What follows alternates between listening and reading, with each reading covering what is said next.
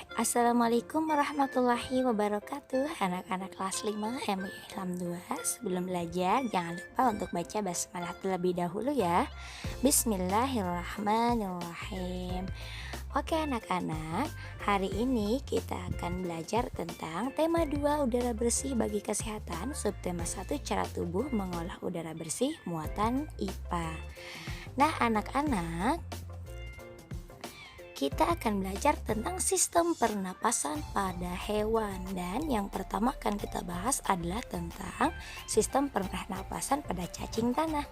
Cacing bernapas menggunakan permukaan kulitnya yang basah dan berlendir. Permukaan kulit tersebut membantu pertukaran gas oksigen dan karbon dioksida. Nah, yang selanjutnya adalah serangga. Nah, anak-anak, berikut adalah gambar serangganya ya anak-anak.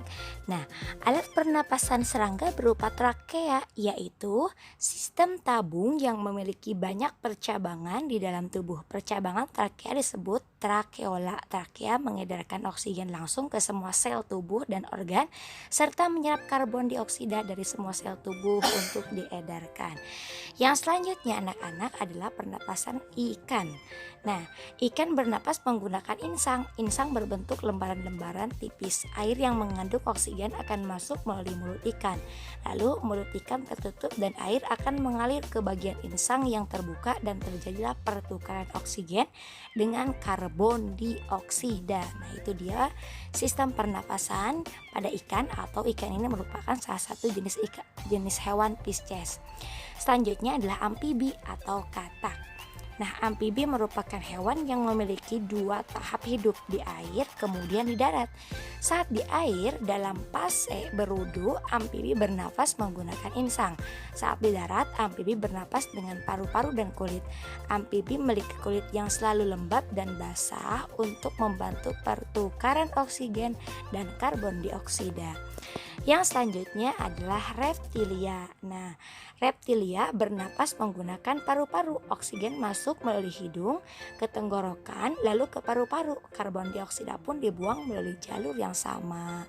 Nah, contohnya seperti ular. Nah, itu merupakan hewan reptilia. Yang selanjutnya adalah burung. Burung ini disebut juga dengan jenis Aves. Burung bernapas menggunakan paru-paru. Pernapasan burung dibantu oleh pundi-pundi udara. Pundi-pundi udara mampu menyimpan udara. Saat terbang, burung tidak bernapas melalui hidung, melainkan menggunakan udara yang tersimpan di pundi-pundi udara. Nah, selanjutnya anak-anak, yaitu mamalia. Mamalia itu adalah hewan yang menyusui. Nah, mamalia itu dibagi 2, ada mamalia darat seperti kuda, kambing, sapi, dan kerbau. Kemudian yang kedua adalah mamalia air. Mamalia air ini contohnya seperti paus, duyung, dan lumba-lumba. Nah, itu dia mamalia. Dan mamalia darat yang akan kita bahas yang pertama. Mamalia darat ini bernapas menggunakan paru-paru. Oksigen masuk melalui lubang hidung ke tenggorokan lalu ke paru-paru. Karbon dioksida dikeluarkan melalui jalur yang sama.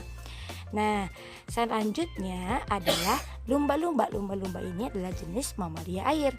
Pada mamalia air ini hidungnya dilengkapi dengan katup. Saat mamalia tersebut menyelam, katup akan menutup. Sebaliknya, saat mamalia tersebut muncul ke permukaan air, katup terbuka. Saat itulah mamalia air tersebut akan menghirup oksigen serta mengeluarkan karbon dioksida dan uap air. Nah, oke anak-anak, yang selanjutnya yang akan kita bahas itu adalah sistem pernapasan pada manusia. Nah, sistem atau organ yang berperan dalam pernapasan manusia terdiri atas hidung, faring, laring, trakea, bronkus, bronchiolus, dan paru-paru atau alveolus. Berikut adalah bagian sistem pernapasan pada manusia. Nah, di mana manusia bernapas melalui mulut ataupun hidung, kemudian ke faring, kemudian ke laring, setelah itu ke trakea. Nah, di trakea ini akan menyaring kotoran yang tidak boleh masuk ke paru-paru dengan cara mengeluarkan kotoran tersebut melalui bersin. Kemudian ke bronkus. Bronkus ini cabangnya adalah bronchiolus dan ke alveolus. Berikut adalah penjabarannya. Yang pertama hidung. Udara masuk melalui lubang hidung ke dalam rongga hidung. Di dalam rongga hidung terdapat rambut-rambut pendek dan tebal untuk menyaring dan menangkap kotoran yang masuk bersama udara. Selain disaring udara yang masuk dilembabkan oleh selaput hidung. Yang selanjutnya adalah penjelasan tentang faring. Oke. Nah, faring ini merupakan persimpangan antara saluran pernapasan pada bagian depan dan saluran pencernaan pada bagian belakang. Nah, itu dia faring. Yang selanjutnya adalah laring. Nah, laring ini apa? Laring itu adalah saluran pernapasan yang membawa udara menuju ke trakea. Laring atau tekak atau jakun terdapat di bagian belakang faring. Laring terdiri atas 9 susunan tulang rawan berbentuk kotak. Yang selanjutnya adalah trakea atau batang tenggorokan. Nah, trakea ini terdapat jaringan yang disebut silia yang akan bergerak dan mendorong keluar debu-debu dan bakteri yang masuk. Jadi dikeluarkan melalui apa? Melalui bersin. Yang selanjutnya adalah bronkus. Nah, bronkus itu merupakan percabangan dari trakea serta terdiri atas bronkus kiri dan bronkus kanan. Yang selanjutnya adalah bronkiolus. Bronkiolus itu merupakan percabangan daripada bronkus. Nah, itu dia jadi bronkus. Setelah itu adalah alveolus. Alveolus itu apa? Yaitu terdapat di dalam paru-paru dan merupakan tempat terjadinya pertukaran oksigen dan karbon dioksida. Alveolus dikelilingi kapiler-kapiler darah. Alveolus berbentuk seperti buah anggur.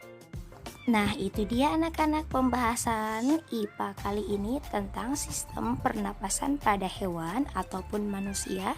Semoga kalian paham ya anak-anak. Setelah itu kalian kerjakan tugas yang akan Ibu berikan. Kita baca hamdalah bersama-sama. Alhamdulillahirabbil alamin. Wassalamualaikum warahmatullahi wabarakatuh.